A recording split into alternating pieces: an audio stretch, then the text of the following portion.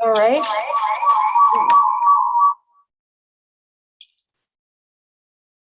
All right, good. Nope. Somebody's The audio's terrible. Everything's an echo.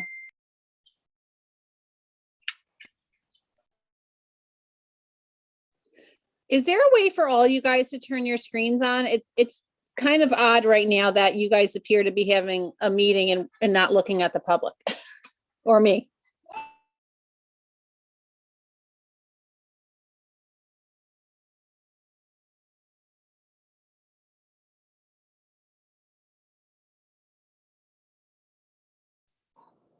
All right, is that better? You came through clearly, Sarah. Great. Good, All right, good, thanks. so we are trying this out this evening in an attempt to kind of just be more in person and continuing forward with all of that. So welcome everyone. I will call us to order at 7:03. All right. All right, so first up is public comment. If anybody wants to make a public comment tonight, they'll just have to use the raise hand function. I will call on them. Give a moment for that.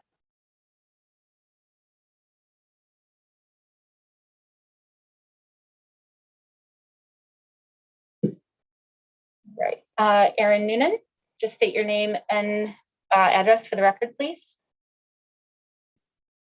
Hi, Erin Noonan, 15 Beverly Ave.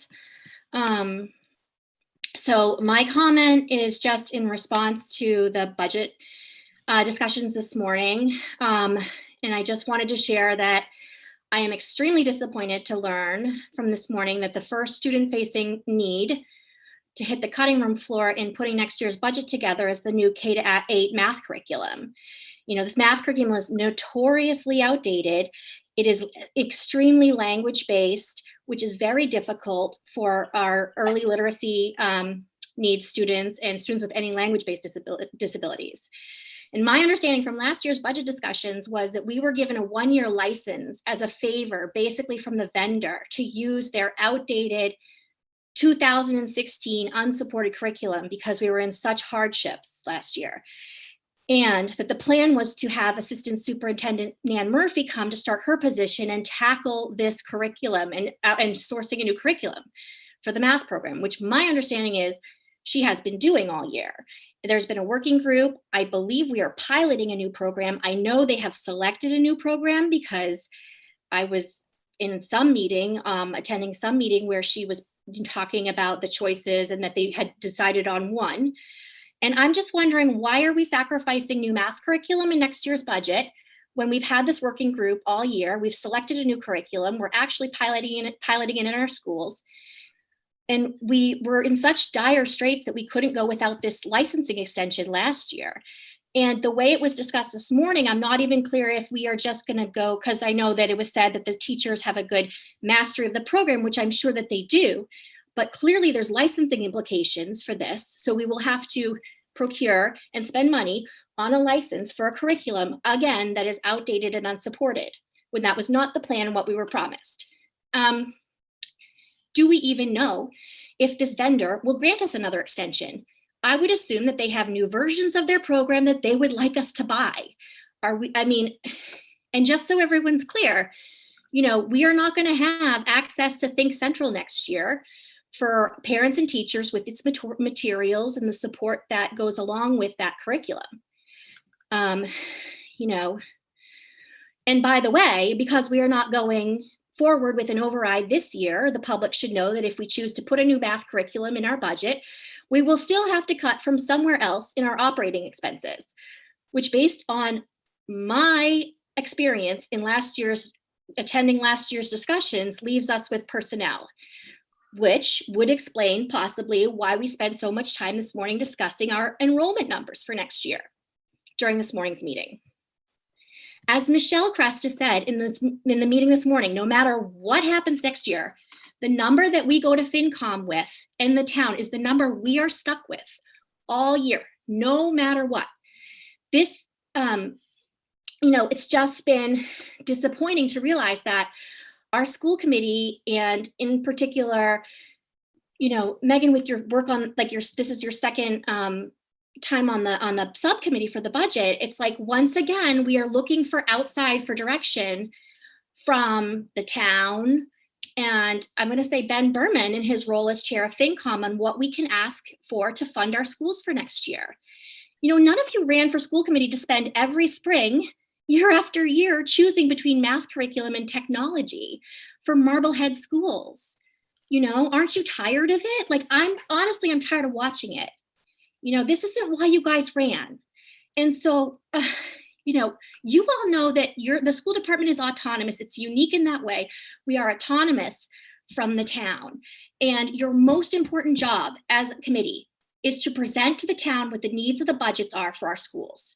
And we have been level funding our public education in this town for 17 years. That's the entire lifetime of a student when you think of it. Same level funding, 17 years. Education has changed, we all know it. At some point, when you go to town meeting as a school committee presenting a budget that does not meet the needs of your district, you should be finding yourselves in an existential crisis. And every year we hear the same promise. You all know the variable when you make the promise, and then yet it's ignored. What I'm saying is, when we were in that meeting, in that budget hearing, and we all stood, and I knew we were passing a new school, you all stood up and said, and Ben Berman in his vote yes hat all said, this isn't the year. Next year we're with you. Okay, and then next year, we had an interim this year. Well, we knew in 2019 we were onboarding an interim. We knew that when we made that promise to the town that next year would be the year. We knew we had an interim coming on. And then the following year, it's now, we had a new superintendent and we had a pandemic. And so we weren't able to prepare. So last spring, we were in a pandemic, and we knew we were in a pandemic and it wasn't going away. So when we made the promise to everybody that we were going to fund our schools appropriately, finally, this year in a pandemic, we get to this year and we can't do that because we had a pandemic. I mean, and now we are in this position where, I guess now we're cutting student-facing services like math curriculum for, a back office HR position we've gone without for 3 years, which I'm not saying we don't need. I think it's an important position.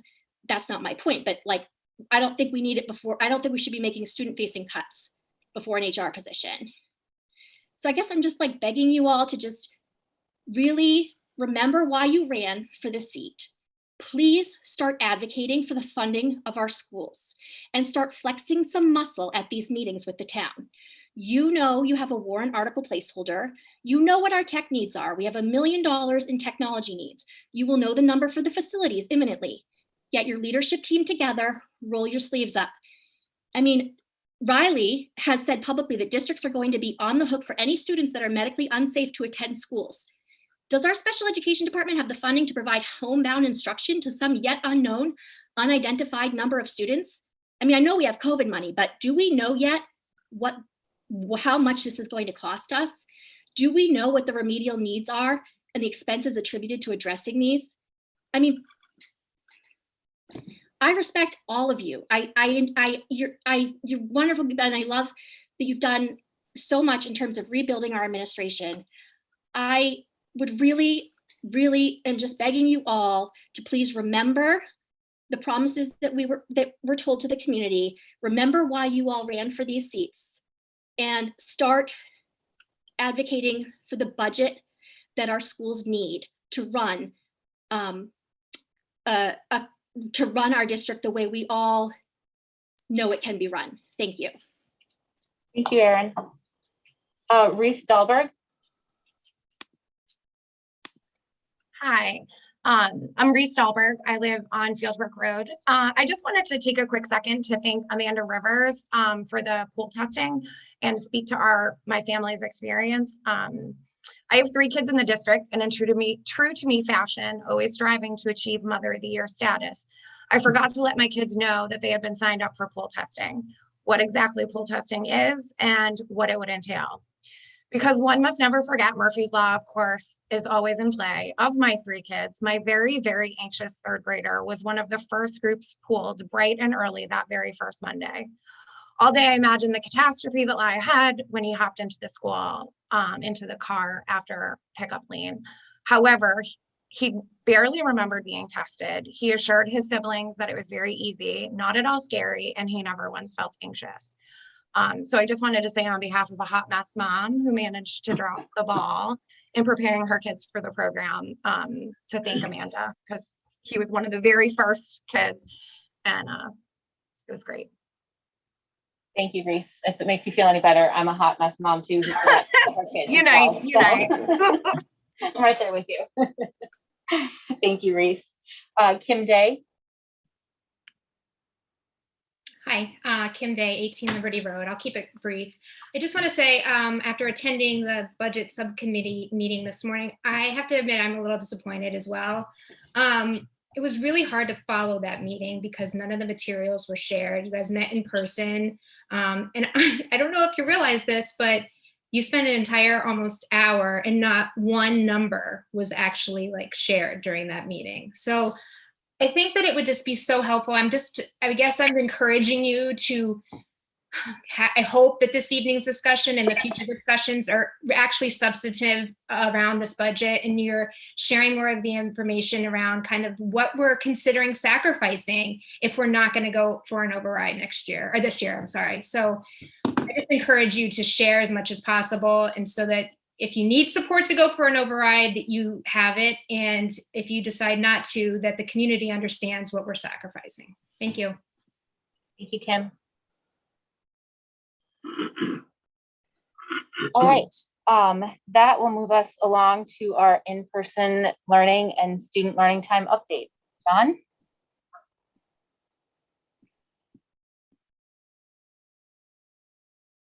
These materials are in school committee website packet for people that would like to follow along. Can everyone hear me, by the way? Thumbs up, Sarah. Everything fine? Yep. Okay, thank you. So I'm not going to belabor these first dozen or so slides because they're directly from a presentation that the commissioner gave to superintendents yesterday. But I do think that they're interesting background knowledge for why DESE is making the decisions they're making right now. As I said last week, the commissioner was looking for the authority to shift away from remote and hybrid learning models and begin a fuller return to in-person. He presented that and got that approval last Friday afternoon. And so phase 1 is April 5th for elementary schools, K-5 or K-4. Phase 2 is middle school, and that would be set a target date of April 28th. And unfortunately, phase 3 continues to remain TBA for return. Our plan that we talked about last week, this is just a reminder that our elementary school students are starting Monday, and they will have half days until April 5th. And then April 5th, they will return in full days, 5 days a week, in-person instruction. Our second phase is for our middle school and high school. On April 5th, they will begin with half days.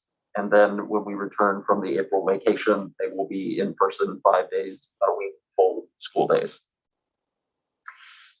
This is the part of the presentation where I spent a good deal of time patting the department on the back for what they have done to help individual school districts. And you see they've released over 225 pages of guidance, provided 10 days. And he was quick to point out we were the only state that provided that 10-day professional development window for educators at the beginning of the year. Talked about the funding and a national leader for pool testing, which about 50% of the schools across the Commonwealth are participating in now. Provided some information on COVID numbers, what the map looked like in January, and then what it looked like in February. I would imagine that the March graphic will look markedly different as well. No, they're not letting Jamie Tedford in, and I said he should have gone with Mike Raj. Can you mute yourself, please? I've been sitting.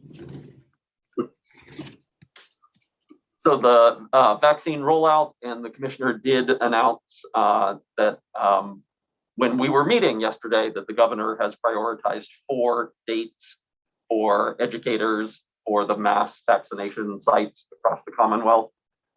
So vaccination continues to be a big part of the return to instruction process. He talked about the medical community and having a letter signed by over 300 doctors advocating for the safety of distancing that the department has been promoting. Talked about a study that appeared that again talked about the distancing. He provided a graph of schools that have used 3 to 6 foot distancing requirement. Where I think it's important for our families that parents will still have the choice for their children to learn remotely through the end of this school year. Next year, all signals are that they are preparing for a full in-person 5-day-a-week model of instruction. But for this year, if families are in the remote model, they can stay in the remote model. Districts can apply for a waiver. Spoiler alert, we are not applying for a waiver. They made it very clear that they intend to make it very arduous for districts to get a waiver. We do not qualify for the waivers, and I do not want the department coming out, walking the buildings with us, measuring our classrooms. We are able to safely return in person, and that is what we intend to do. Talked about the transitional services that they'll be willing to provide districts, guidance. Like I said, they released a guidance document on Tuesday, then followed it up with a call with the commissioner on Wednesday, technical support, staffing supports, and funding. Looking ahead, he was talking about learning gaps and closing gaps with the equity focus, some of the things that are going to be done this spring, continue to provide supports for mental health. The FAFSA application for college, I guess the completion rate of that is down remarkably across the Commonwealth, and he's really encouraging districts to support families in getting that completed. And then MCAS for students who have not met the competency determination. Talked about robust summer programming that they would like to launch. And then again, back for the fall, plan for a full return to in-person across all grade levels.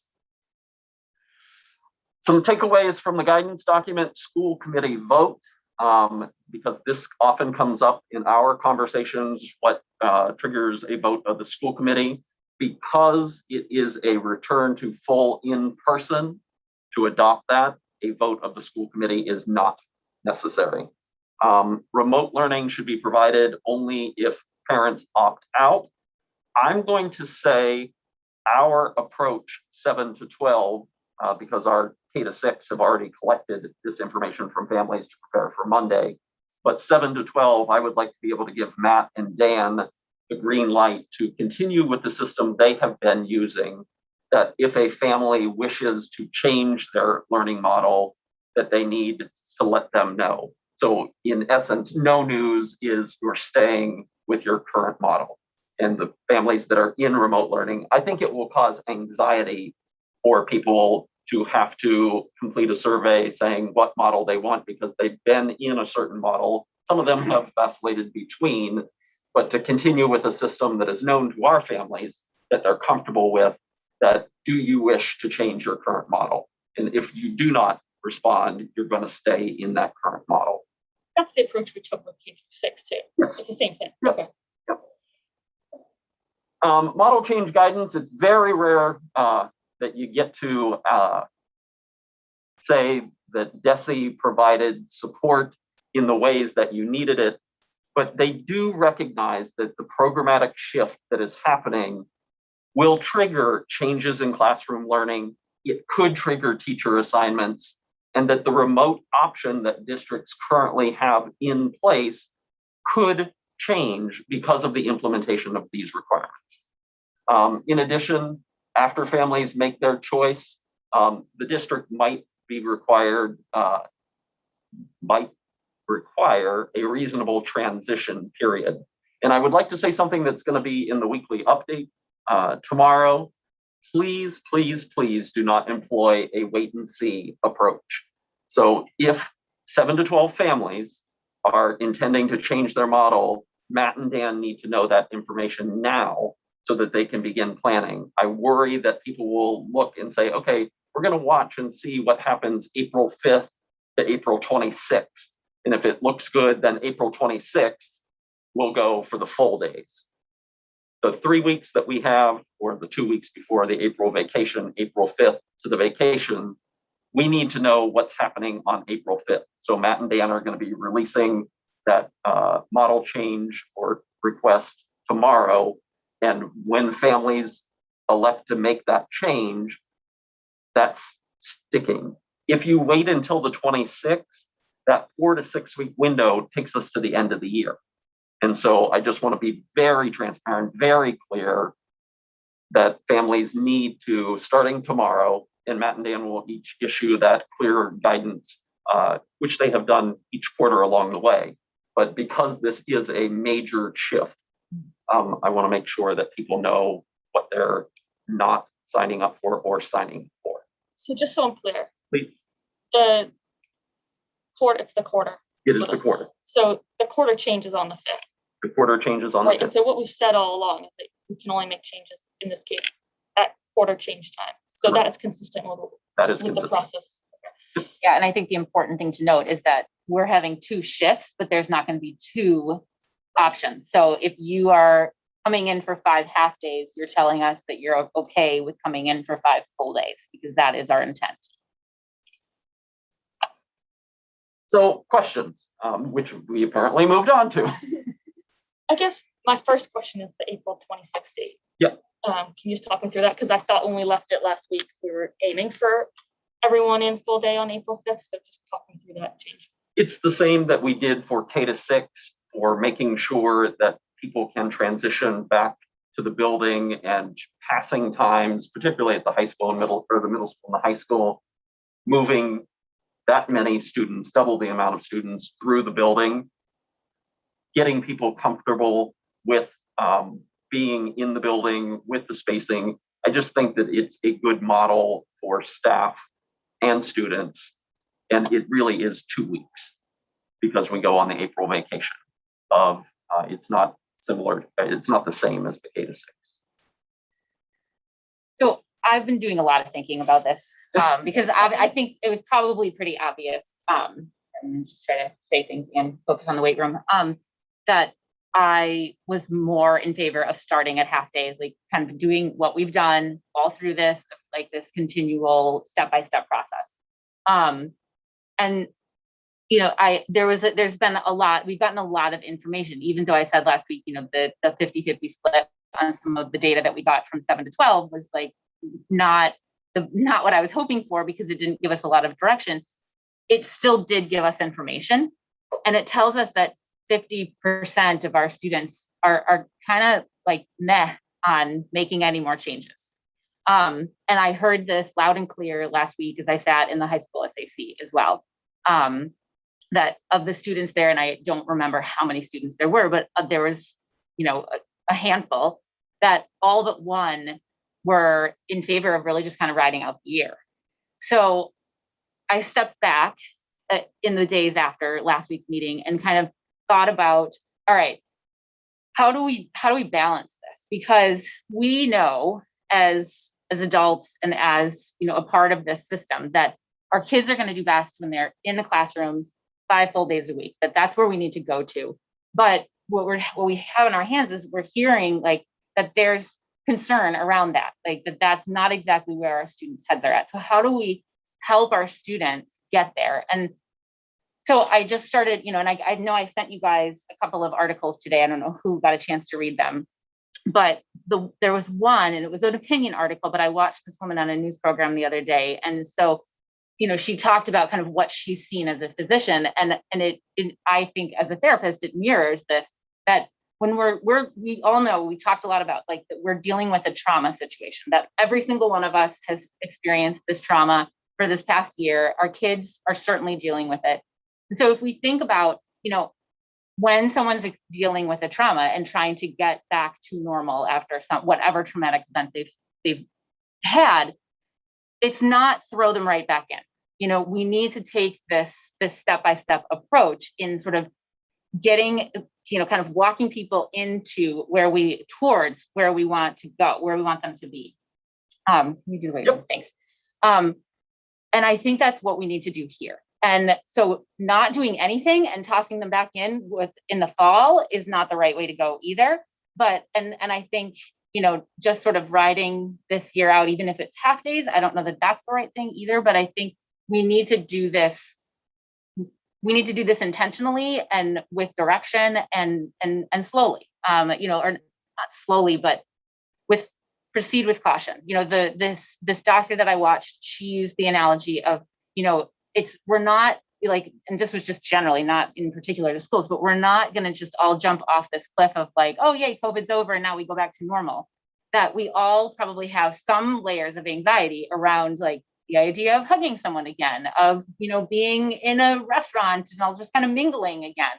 And so our kids have these same anxieties, and she compared it to like an on-ramp, and that we have to start on this on-ramp back into normal and not just, go 0 to 100.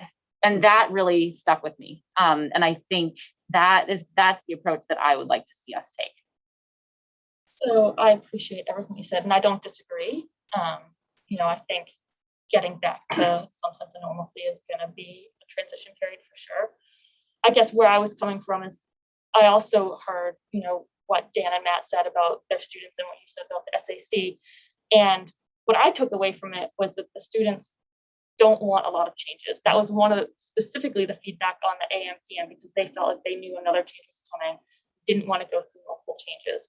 And that's what we're offering here. Mm-hmm. Now, maybe it's not changes, maybe it's a slow roll into the ultimate change, but I guess that's where my head was coming at. Like, they specifically said, like, we don't want any one change, and even that's a hard one to accept. Mm-hmm. So that's fair. I guess, I mean, I don't know. Sarah, I know you had your hand up. Yes, I understand what John is saying about how we need people to commit and give us the data sooner rather than later, because, planning needs to go into this, and we need to know that we're prepared. But we also need to give people a really clear idea of what choice they're making. And at least I'm not clear yet on what the like choosing one means versus the other.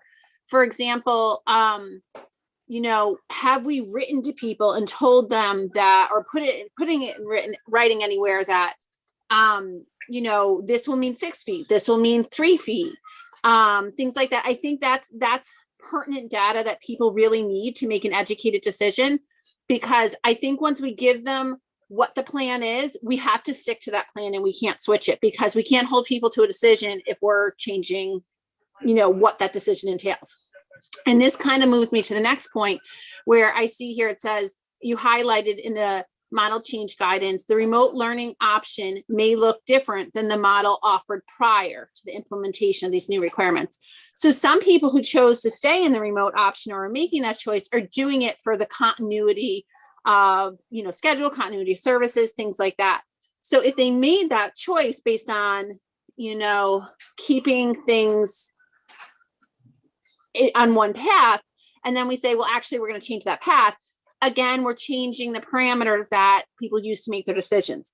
So I just want to put out there in writing, like very bulleted, this is what is entailed in, this choice. This is what's entailed in this choice.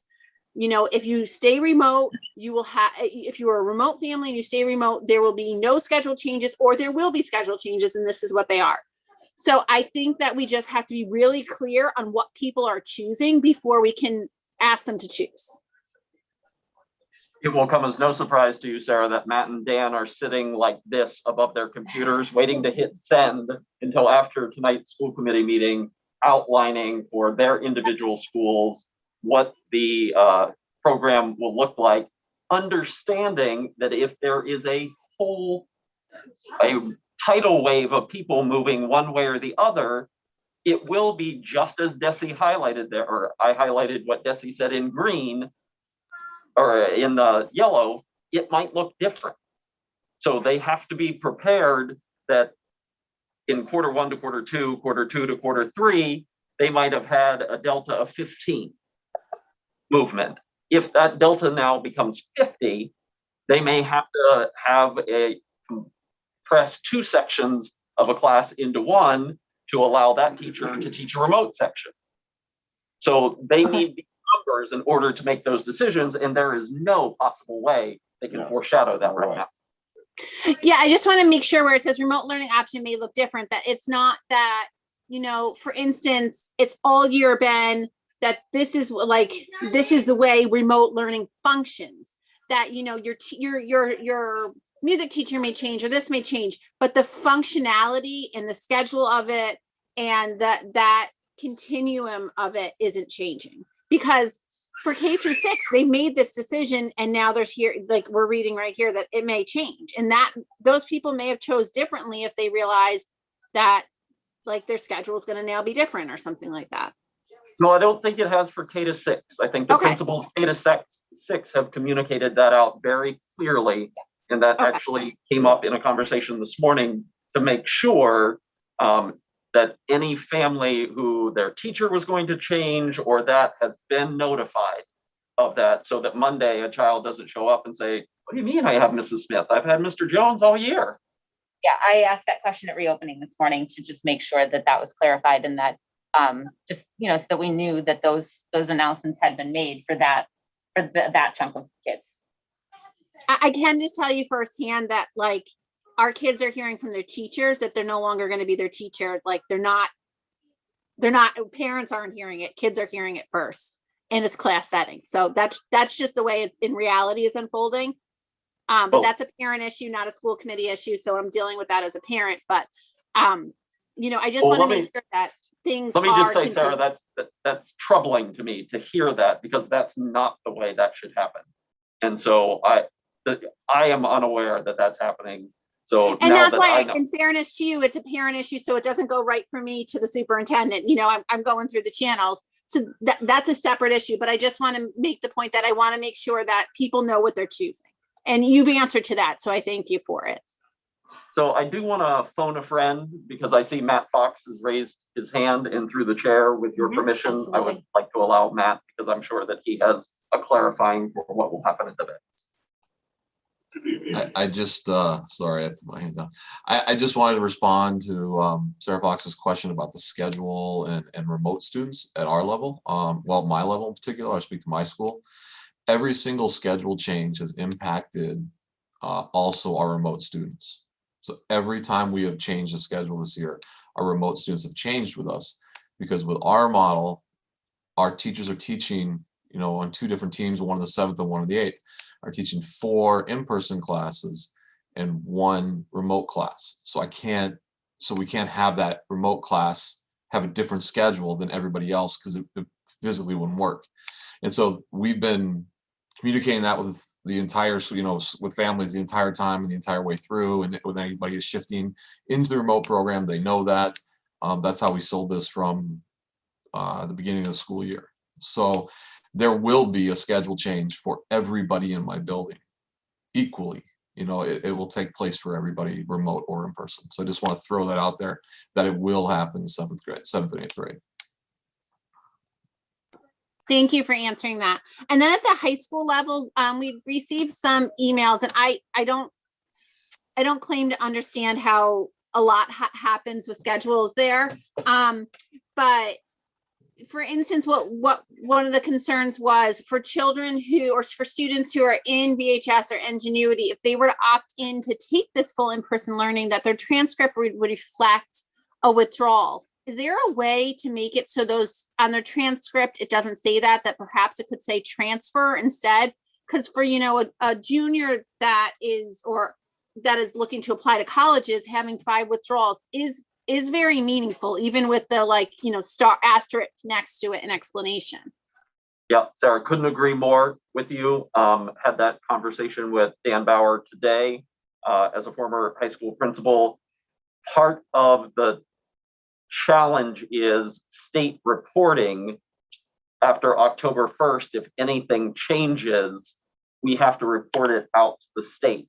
What I've asked Dan to do is see if locally we have more control over what the local transcript, which is what would be sent out to colleges. I don't want to commit to anything this evening, but that is very important to me, and I know it's important to Mr. Bauer.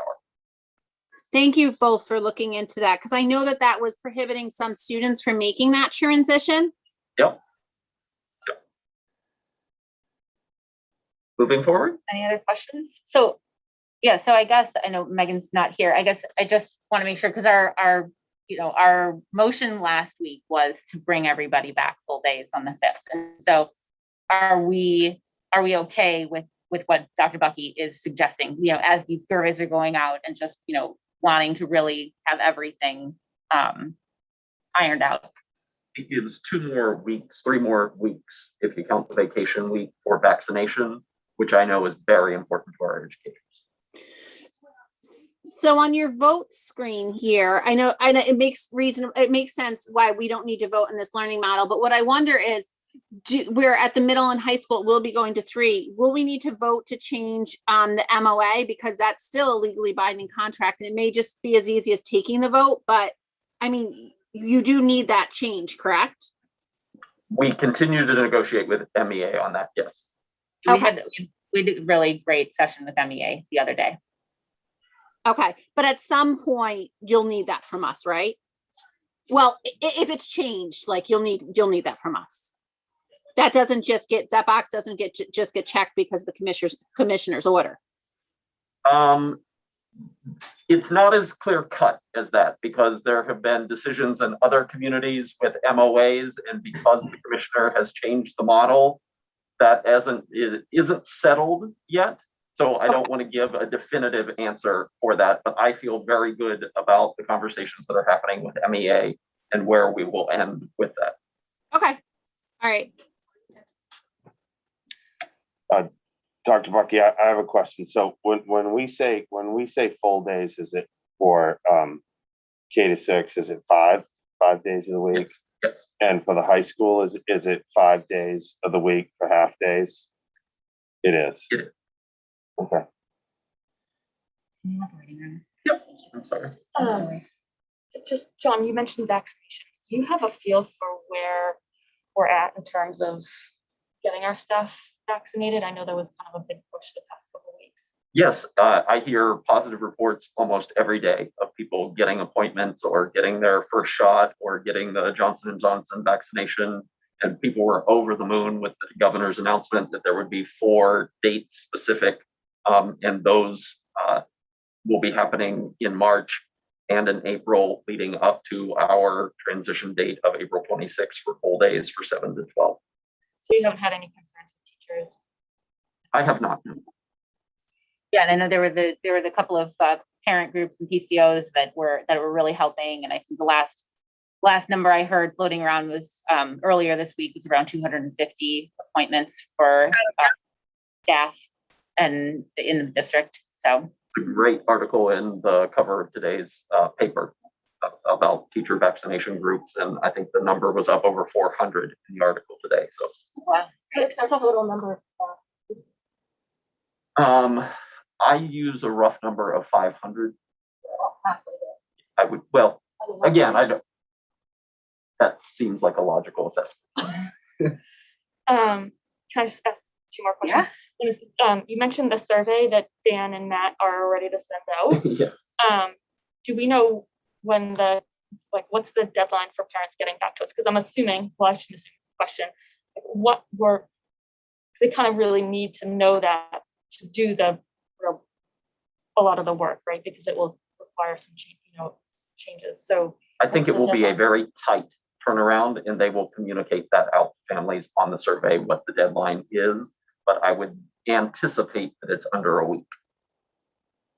And I think it's important to note too that we know that we have to give that the less than 6 feet, but no less than 3 feet designation for the 7 to 12. That, and not all classrooms are going to all be at 3 feet, but that we know that we can't do it in some classes without going to that 3 foot.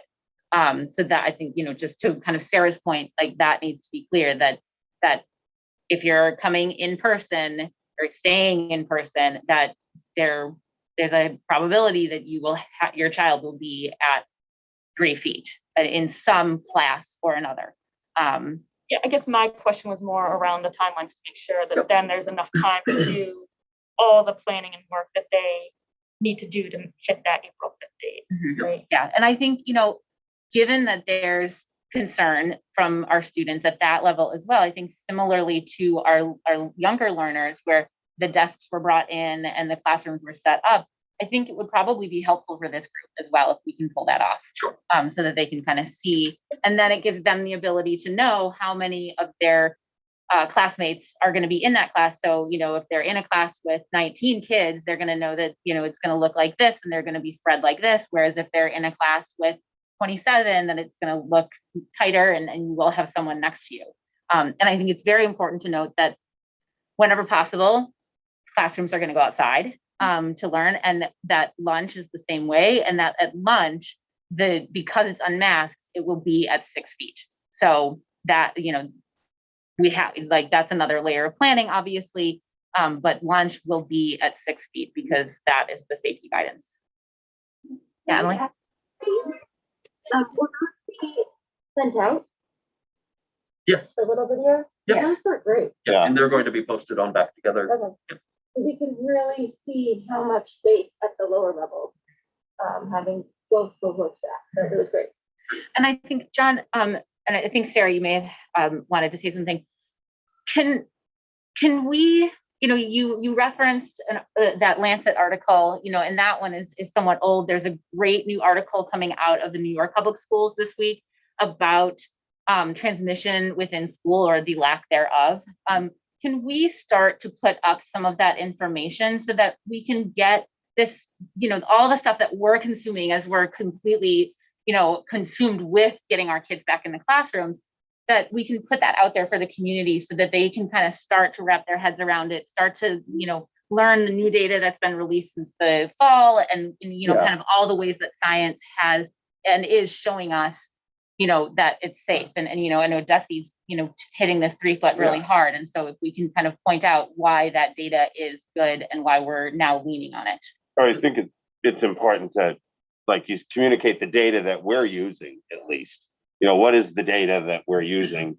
This presentation has a lot of data in it. It's available to the public. And yeah, that's a good idea too. This is in the materials, correct? Yeah, Yep. it's posted. Yep. I just, wanted to say that over the last couple of weeks since we've taken the vote and I've had a chance to talk to a lot of people, both staff and parents that have students. And I guess I was surprised to learn, but not surprised that due to the staff and the dedicated people that we have, that there are many, many teachers in the high school that are already having cohort A in class and cohort B is zooming in. And we've talked about this, that, it couldn't be a requirement, or maybe that we didn't have the ability to provide that. But I have heard that there's many teachers that have been doing that. So when A is in school, B is zooming in. And then on Tuesday, when B is in class, A is zooming in, throughout the high school. And I can't recognize all those teachers because I don't know every teacher that's doing it. But I want to thank those teachers that have taken that extra step and initiative to, to present that kind of learning. And I also think that I agree that we need to kind of merge onto the highway. But for the high school students, I think it will be a little bit of a different merge. The fast lane, for some of the younger kids, it might be 75 miles an hour. But for some of the high school kids, I think for those students that have already been in this environment, they already know who's in their class. They know who the other cohort is. And so when they get to the point where all 17 or 20 kids are in the classroom at the same time, they've had an opportunity to sort of get a feel for what that looks like. So, like I said, while I can't recognize the teachers that are doing that, I was really pleased to hear those comments, and they were very positive comments that, Dave, this is happening in the high school, and it was, and people were positive about it. They were very positive about, what's happening in the high school. And I can't speak for the vets, but the comments I heard were related to the high school, and I wanted to recognize that. Appreciate it. Thank you. Yeah. Sarah, do you have anything else? Yes. So, we heard a tiny bit about, what next fall is going to look like. And I know that that's for other discussions, but we also know that we're legally obligated to educate all of our students, and there will be a, subgroup that cannot return to in-person learning. So I'd like to see us, as soon as possible, try to identify what that looks like for two reasons: for people's planning, but also for budget. Because if we're legally obligated to provide them with an appropriate option, we're going to need to know what the budget ramifications of that are, how many students fall into that category, because, like we all know, we are locked into this number. And if we don't identify it and incorporate it into our budget, we could take a pretty big hit. And this is Sarah, a mandate. You cut out, Sarah. Can you say that last piece one more time? So I said, if we don't put the plan out there right now and get, and start to identify what students fall into this, we could take, first of all, we're doing a disservice to our students and their families for planning, but financially we could take a really big hit, because as we know, this is an unfunded mandate. We have to, we're legally required to provide the appropriate placement for these students. And as we know, medical placements are very high. If it's a one-to-one in the home, that can be very high. So we need to start identifying our demographic, our target demographic, and then we need to decide, if we're not going to provide an in-house program like what we're doing this year, how are we going to fund it, and what is the mechanism? Because that has to be part of our budget. Otherwise, our budget starts off on day one with a deficit. I anticipate Jesse providing a lot of guidance on that, because those questions are certainly coming up across districts, wondering how to begin planning for that. So the point well taken, Sarah. Thank you. All right. Anything else? Budget priorities. Sorry, I just had one question, and I don't know, you might not have enough information, but on one of the slides from Desi, it talked about staffing supports. Yep. Did they give any details on that? Okay, That's so, one of those guidance forthcoming. okay. All right, I'd be interested to hear more about that.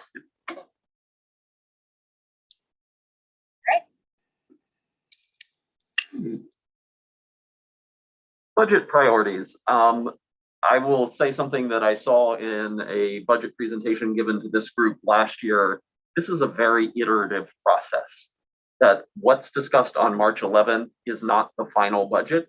And so what was discussed at budget subcommittee this morning was sharing what the leadership team had done in taking the next step in the process. So there's nothing on the chopping block floor. There's nothing that has been eliminated. It is an initial conversation that was kind of an interesting way to have the district leaders look at the budget from a big picture perspective. So each principal or director met with Michelle and me earlier in the fall or winter and talked about their specific sector and what they needed in their budget, because the budget is needs-based, and then potential ways for them to cover that. What we did yesterday was say, these are the 20 things that through the budget workshops were presented to the school committee. We don't have a number from town right now. So there really isn't anything being eliminated at this point. But if you had to rank order them in terms of what you thought was the most important thing being pursued as a need for this budget, what would that be? And so then we went around, had everybody share what their number one priority was and the justification for that. And there was really good conversation around the budget and around the numbers, and the people that have been here for a number of years prioritizing something, saying, I know this person has been asking for this in the budget for 2 years. I would be willing not to pursue this. And that sort of collegial conversation, did everyone agree on the number one priority? No. And somebody's number one was somebody else's 14. And so this list that you see before you is not, these are the things that will be funded, and these are the things that will not be funded. We are not funding our operational budget through COVID monies. We are looking at the budget and awaiting town for direction and looking at, if we're asked to make decisions, what are our rank order priorities for those on March 10th? March 17th, we may get additional information that changes it. I think if you look at what was presented to you last March and what was actually funded in this year's budget, it's a canyon between those two. And so I would just caution us not to think, okay, this is the stuff that will be funded, this is the stuff that will be cut. And that perspective from leaders in looking at it, I thought was a productive exercise for us to undertake. And if you talk to a principal and said, is this your priority list? They would say, no, not at all. I have listed. And so this is really just the aggregate of what people talked about as their most important as the rank order. So you see the teachers at Brown, because that building is open and we will have a preschool, but there will be some savings there because preschool is tuition.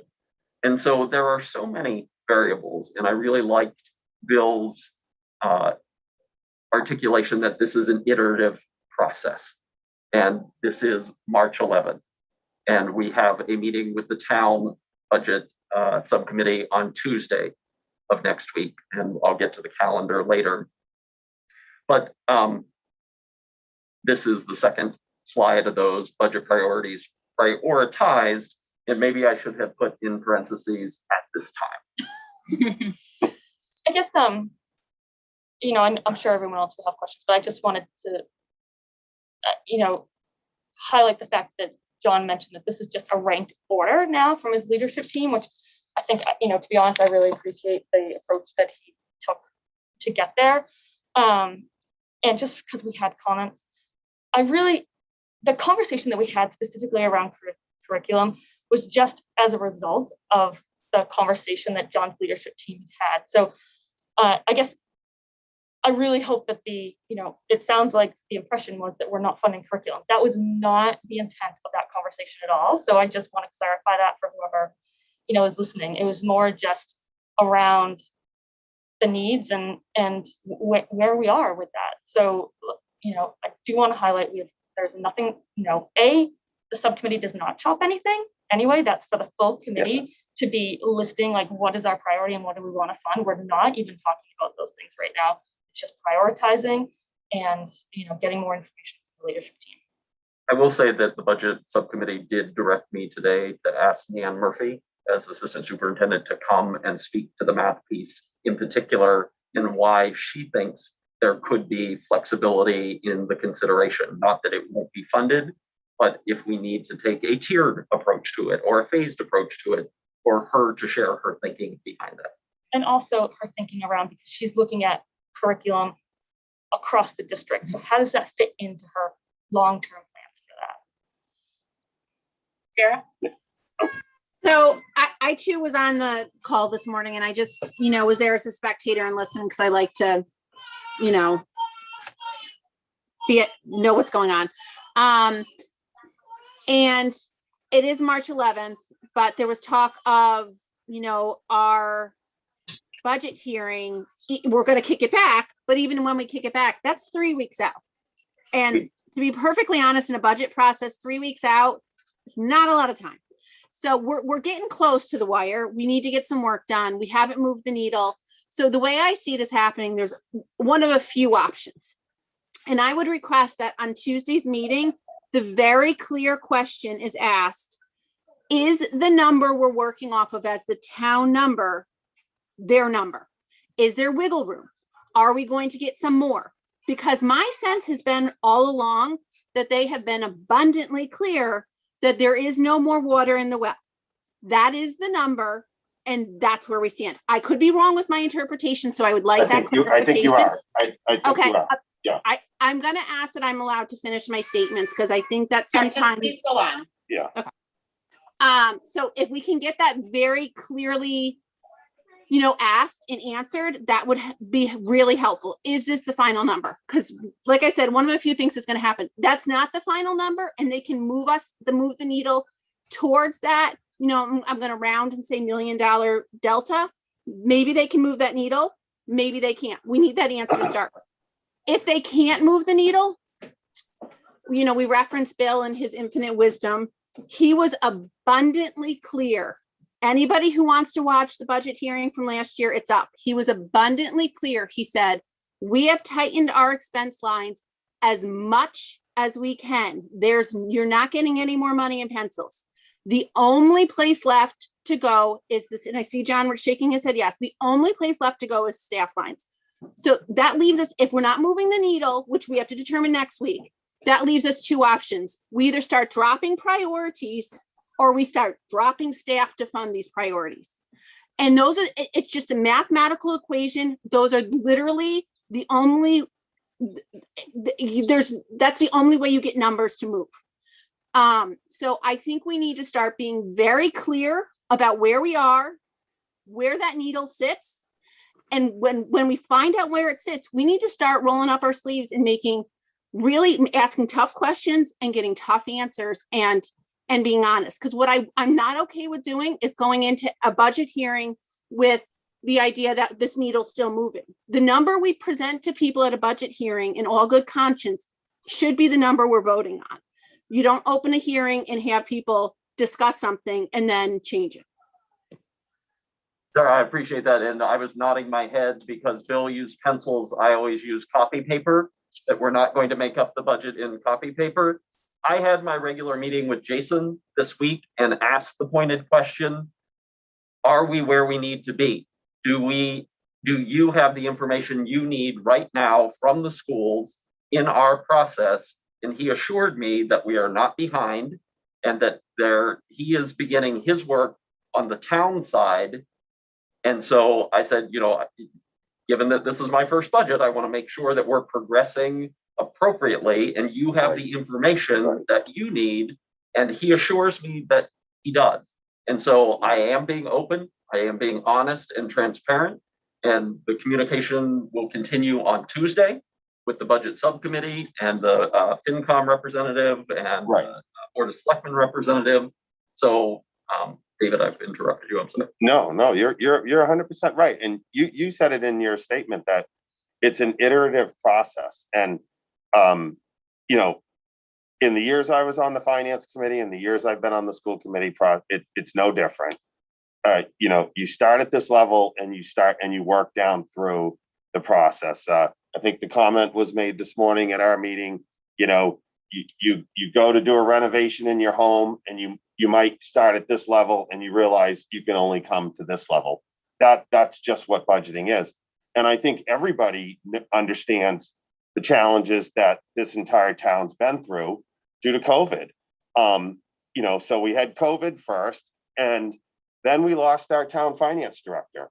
So we've been without a finance director since Christmas.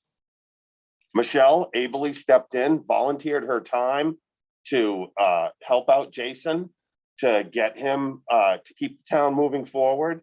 We have a new finance director on board. I believe it's his third week on board, but I'll be the first one to say, the light in Abbott Hall in Jason Silva's office has been on very, very late, many, many nights in the last 2 months. And so it is just a little bit different this year, Sarah, in that moving that number and knowing, is there wiggle room? We're still waiting for some of those final numbers. And you may have, in your conversations with Jason, they're getting closer to that. And so hopefully by Tuesday, we can get some more clarity. And it's a good point. We do need to have that clarity of, how much can we move off of this number? But I think also as a committee, we also need to give them a little bit more time as we've tried to, we're adjusting our schedule for presenting our budgets and what our budget hearing is going to be based on that. And the other piece is the latest thing I'm still hearing. I mean, I talked with Ben Berman briefly. He's checking to find out if, if town meeting will still happen on, in the first Tuesday in May. And as we're hearing right now, that's the date that we're working towards. So that's why we're going through the calendar to try and stay to, a very tight budget to be able to get everything nailed down. But I think we'll have more clarity in the coming weeks. And then you're right, it might shorten the time frame, Sarah, for us to be able to make decisions. But that will be helpful, to know for sure. Brings us to the budget calendar. We did make some changes today, and so I wanted the committee to have the update. I had a question mark on the 30th of March. I had written that down without anything next to it, and I didn't know if we scheduled something for that or not. Yeah, so we kind of worked backwards from presentation to FinCom on April 12th. And again, we'll confirm that with them on Tuesday, but that's kind of our working assumption right now. So working back from that, that would require us to vote on 4-8, which would be a meeting ad for everybody. We would have the public hearing on April 1st, which is, an already scheduled school committee meeting. And then we'd also look to add a school committee meeting either on March 24th or March 30th. Prior to, because we want to meet prior to doing the public hearing. And we don't have a normally scheduled school committee meeting that Thursday, and there's a building committee meeting that Thursday, which they've already kind of rescheduled for us a few times. So that's one question for us, the 24th or the 30th. And continuing to work back, we'll have a budget subcommittee meeting on the 23rd. We have our regularly scheduled school committee meeting on the 18th, and we have which is next Thursday, and we have our joint meeting with the town next Tuesday, the 16th. So really, for this committee, it's making sure everyone's aware of public hearing. We're working towards April 1st, very coincidentally. And we would need to add 2 meetings, one either the 24th or the 30th, and then one on April 8th. Those would just be budget focused. Of course, we can talk about other things, but. Move to enrollment. Yeah. And just if we're tight on time, we don't have to vote the budget before FinCom votes the budget. I know that's, typically what they do in Marblehead, but most towns actually don't do it that way. So we definitely don't need to do it that way. So if we are tight on time, I'd rather get it right for the budget hearing. And if we have to kick that back to the 8th, and if we have to vote after they vote, then that's what happens. And I think in the past, when we've needed more time, FinCom has moved their date back as well. So I'm not, I won't sweat that at this point. Yeah, and I think, to Sarah's point, yeah, we can absolutely do that. Yeah. If we need to, but this is kind of the working assumption right now. But I just wanted to make sure that we get the 8th and whatever that meeting in March is on people's calendars, so you can plan accordingly. So the other thing that we talked about this morning at budget subcommittee, and I don't want to go too deeply into the weeds because this was part of the leadership team meeting yesterday, looking at enrollment projections. But Bill did provide you a slide last year. This is actually from the budget presentation from last year, of anticipating that there would be a decrease in enrollment. And I think he put this together based on the October 1st, 2019 numbers, and then the NESDEC projections, that there was going to be 120 student decrease without COVID. And of course, we know the numbers were markedly different as a result of COVID. This is a slide that I shared with the budget subcommittee back in January, the NESDEC projection for K-12 through 2030. And you see that steady decline across the years. These are the enrollment projections that we are currently working with, that the leadership team, that Dan and Matt and the elementary school principals, based on a survey that we did where we asked people that left the district this year if they were intending to come back. And then alongside of what NESDEC was projecting for us in that report that I shared in January. And so you see NESDEC said that next year's enrollment would likely be 2566. We're looking at 2695. And I think it's important to point out pre-K numbers are not in there. So that 2695 will be likely up over just over 2,700, which is right around, I think we're at 2691 right now in the district. Not numbers. What I thought was interesting, thank you, all this information's great, was that we're still off by a decent chunk from Bill's projections from last year based on like the birth rates and things like that. So I'm glad to hear you use this information, the information about those surveys about coming back in the district. Did you leave yourself a buffer at all for the people that just didn't answer? We did, absolutely. What did it, I mean, I find NESDEC's numbers really interesting. Do we know where, like what they looked at, how their numbers differ from ours? And then can you go back one slide just so I can see Bill or two? It's that survival cohort methodology that we submit to them our October 1st our October 1st SIMS report data. We submitted that information to them in December this year. They had about a 3-week turnaround window. This is what they provided Bill a year ago. I also have the information. I shared that out with the committee as well in December when that information came in. And they slice and dice it every which way. So they give you your elementary numbers, your middle school numbers, your high school, where there's going to be changes in enrollment or anticipated changes. So they really do a comprehensive job. I can't begin to tell you the voodoo science behind it, but it is an actual process of looking at survival cohort methodology. Do we know how their numbers sort of stack up against what numbers really come in, kind of across the districts that they do this for? People continue to use them, so I would sense that it's pretty good. And I think I think it was in that report.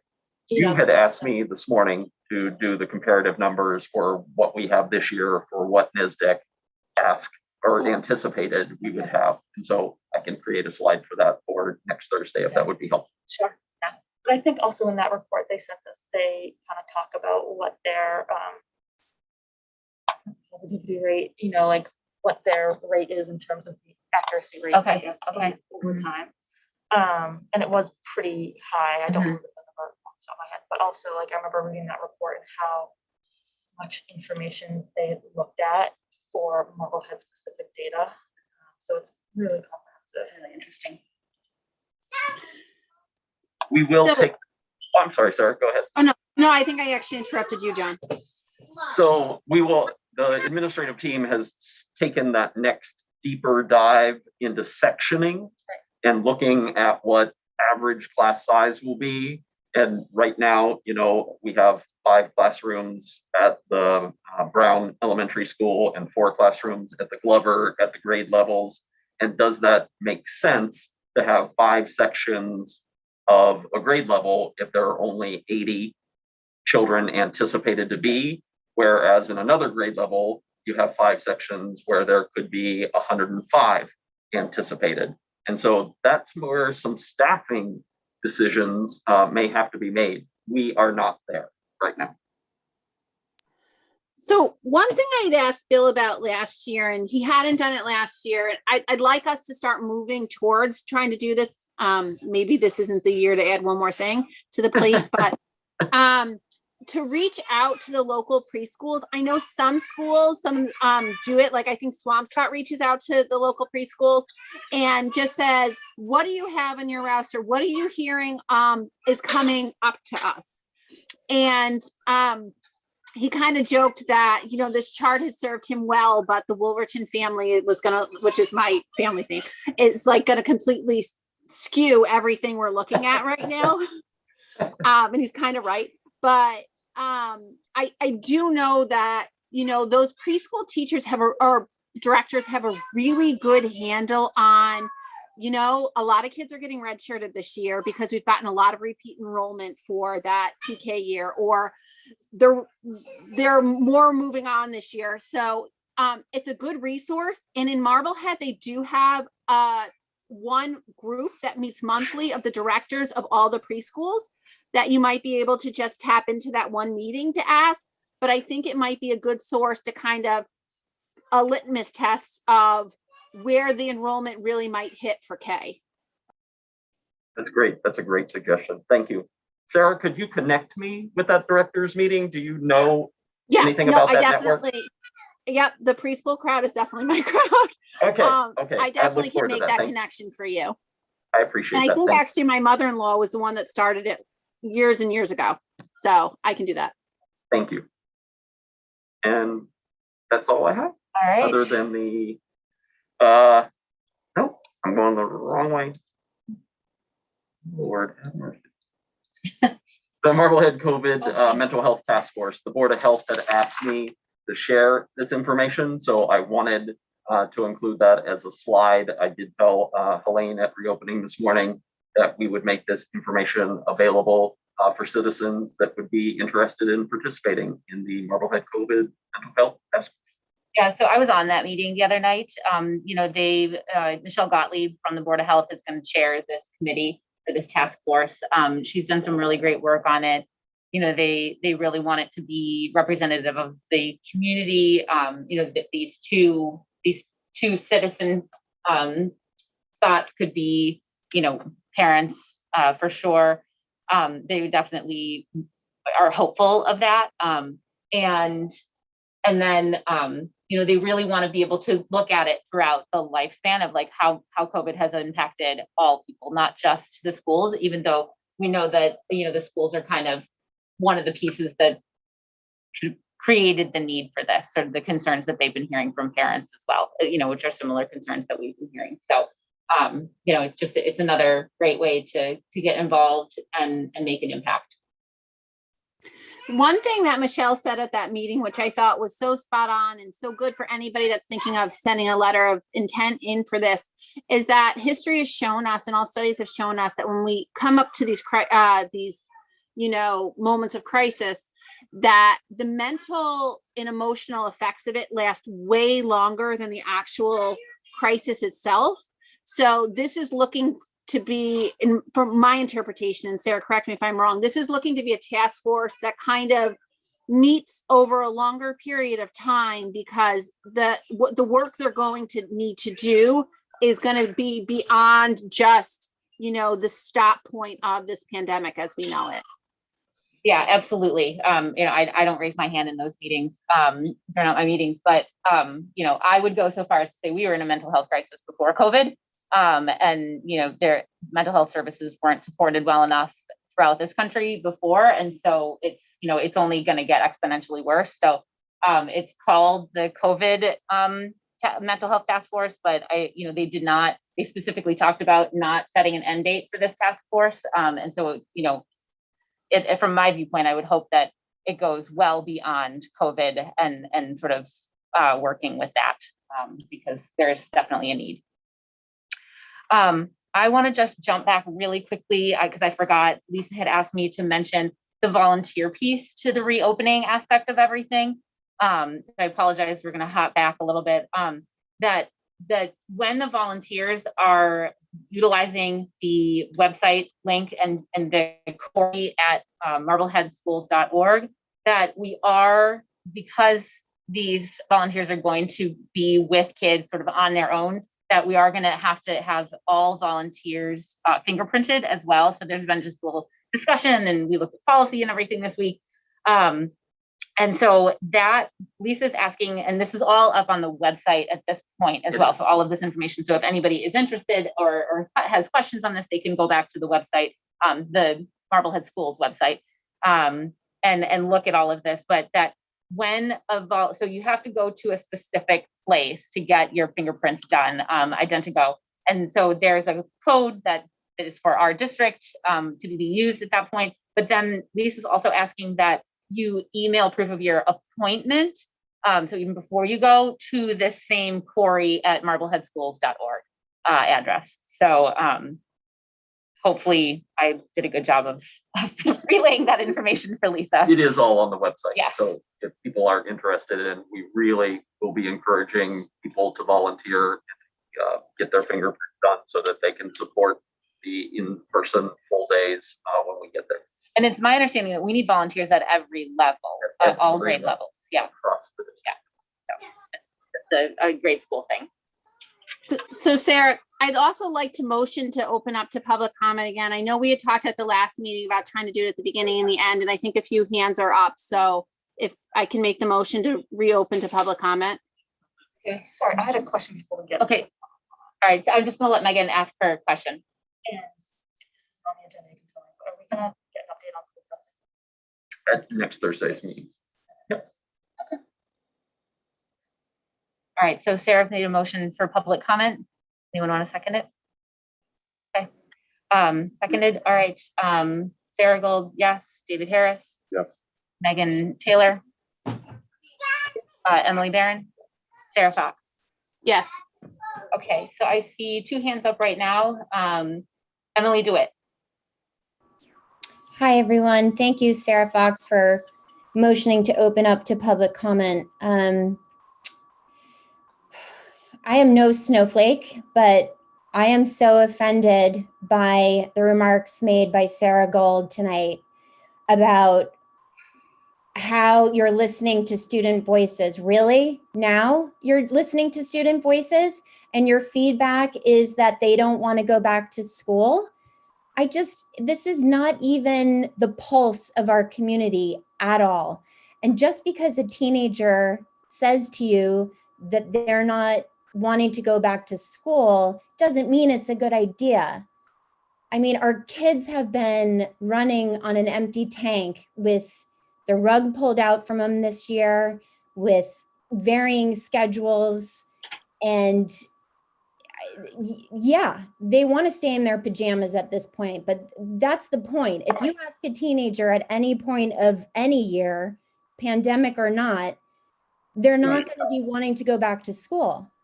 I just think that Michelle Gottlieb has done an incredible job advocating for this mental health task force. Our parent body, our student body is ready for our kids to transition safely back to school. And I would just like to be the voice that champions that for our older high school students that need it just as much as the rest of our student body. I don't see the plan. I don't see dates. I don't see anyone advocating for the older students. I just would really like to hear somebody's voice on the committee echoing that. Thank you. Thank you, Emily. I'm sorry that you misunderstood what I said. Kazi? Hello, Kazi Kindle, 163 Jersey. I just need something clarified, if you don't mind. Commissioner Riley said that he would be announcing the date that he expects high schools to go full-time in person sometime in April. And he said he didn't have the date now, but we would get a 2-week notice. My question is, why are we waiting for that date from DESE when we know it's coming? Why can't we say our 2-week notice starts tomorrow? If we're only going to have 2 weeks to get ready for it, couldn't we make our own date? Couldn't we say we will get all kids back in school? Like, couldn't we choose that? Do we really have to wait for DESE to make that decision? And I don't have a high schooler, but the high schoolers that I know, they do feel apathetic, but I do feel that they would be so much happier and so much better off back in school, back with some kind of normalcy. The same for the middle schoolers. And that's it. Cheers. So I just asked John to put up the slide that was up earlier tonight to walk us through what is going on. So elementary schools are going back half days, K through 6 in our district, March 15th, and then full days on April 5th. On April 5th, our middle school and high school, grades 7 through 12, will go back for half days, and then they will return for full days on April 26th. Okay, I'm sorry then, I misunderstood because I thought on another slide it said we were waiting for that date from DESE. That is the DESE guidance, and we are ahead of the guidance on all levels. Oh, I'm so happy to hear that. Thank you. I'm happy to report that. Cheers. All right, thank you, John. All right, that is it. So I will adjourn us at 8:22. Thank you, everyone.